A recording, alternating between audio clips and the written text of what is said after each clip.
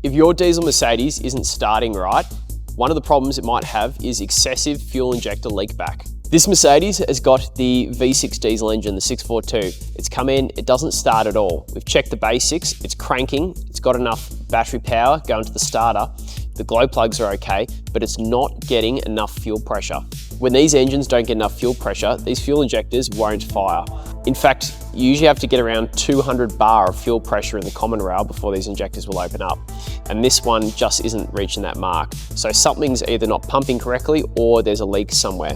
One of the first tests we're going to do is test the fuel injector leak back. On these diesel fuel injectors, up here is where the main high pressure inlet fuel supply goes. So there's a metal fuel line that screws on there.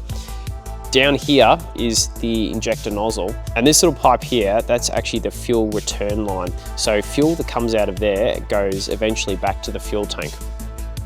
When these injectors are in good condition, most of the fuel that goes through the injector will be injected through the nozzle, and only a small amount will come out this return line. As the injectors wear out, or if they become damaged inside, what we can find is that almost all the fuel that goes into the injector goes straight back out the return line. And what that means is that particularly during engine starting, when you're cranking it over, the system can't build enough fuel pressure because it's leaking straight back into the tank. If we suspect excessive fuel injector leak back, the way we test it is we connect lines and little bottles up to each fuel injector. So all the engine covers have to come off and all the intake piping in the case of it being a V6. We're going to crank this engine over and we're going to compare the volume of fuel that goes through each injector line. If we see one or two injectors that have significantly more fuel coming through, we can be fairly certain that that's a problem that needs to be fixed.